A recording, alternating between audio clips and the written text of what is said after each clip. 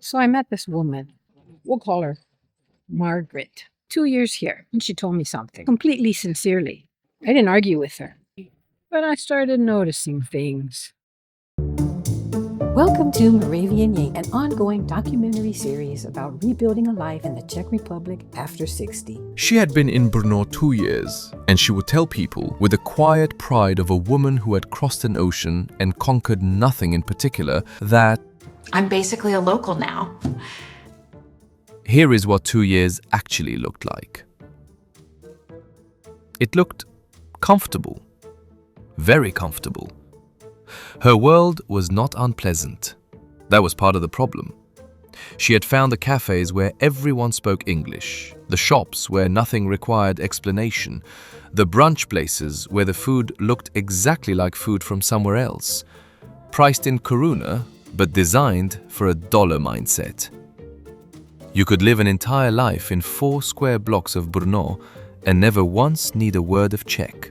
Margaret had done just that. Listen, I understand the temptation. When you move to another country, comfort feels like oxygen. You look for the familiar because everything else feels strange. But sometimes the familiar stops being a bridge, and it becomes a wall. The first sign was her furniture. Every piece looked like it had been issued by international headquarters. Nothing local, nothing old, nothing inherited from the country she actually lived in. Every chair, table, and shelf could have existed in Stockholm, Dubai, Ohio, or a temporary apartment near an airport. The second sign was her kitchen. She had one, technically, but it was more of a display kitchen, a museum exhibit dedicated to the idea of cooking. Her pantry was restocked by care packages from home, peanut butter, ranch dressing, the emergency foods of a woman determined not to find out what was sold 3 blocks away. The language app had not been opened since week 3.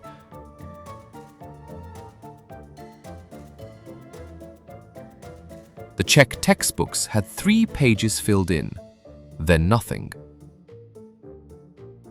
And she still translated the same 5 words over and over, as if repetition might one day count as fluency. Mir, mir, mir. And her route never changed. Cafe, mall, gym, apartment. Cafe, mall, gym, apartment. 2 years, and she could draw the entire territory of her life on a napkin. Not a map, a loop.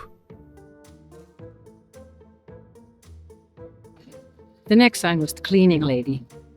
Every Tuesday morning, at exactly the same time, the cleaning lady washed the hallway.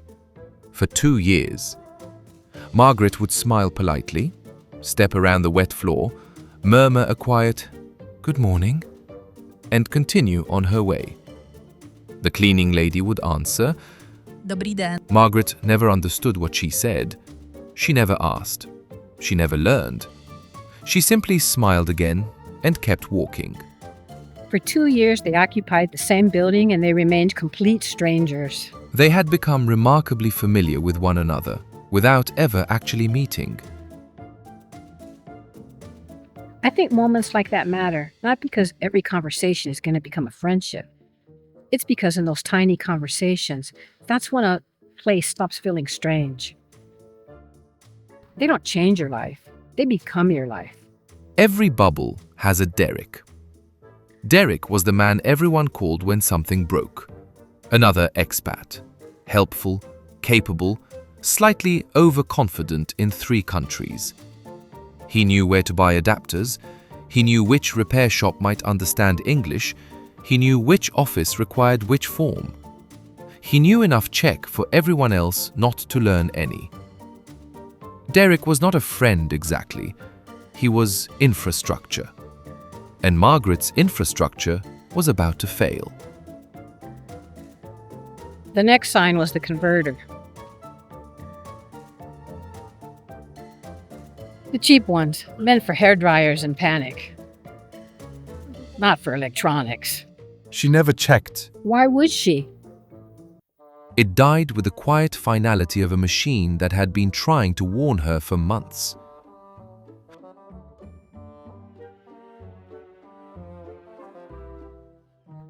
And this is where the story stops being funny. Because it wasn't just a laptop. It was her job.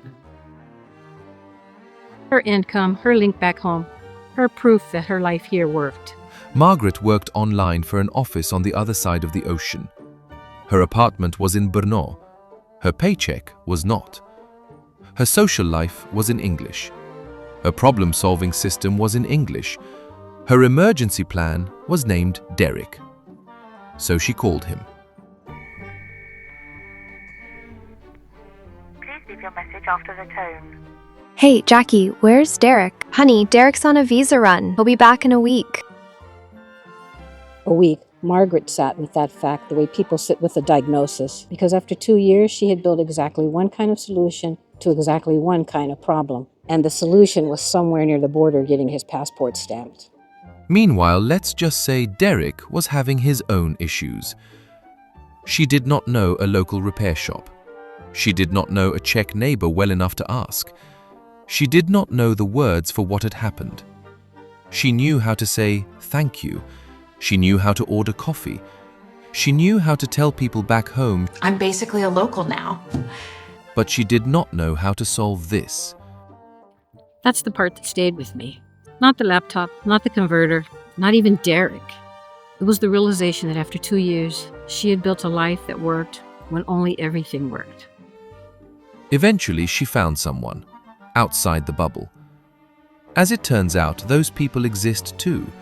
A repair shop, a real one, not recommended by the Expat group chat, not filtered through Derek, just a place in the city where people fix things because people live here and things break. And that was the strange part. The country had been there the entire time, around her, beside her, under her feet.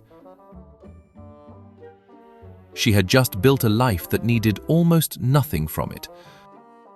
That's one of the reasons I chose to live among locals. I didn't want to become a permanent expat tourist. There's nothing wrong with having expat friends. Some of my closest friends are expats, but I wanted my everyday life to happen in the same neighborhoods where Czech families work, live, shop. It's harder sometimes. Sometimes you get lost. I'm lost again. I don't know where I am, and misunderstand things. Přála bych si, aby v tomto bytě byla klimatizace.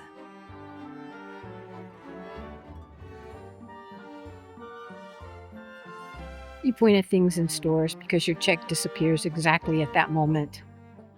You nod like you understand the entire sentence. In fact, you understand one word and a facial expression. But that's also how you begin to belong.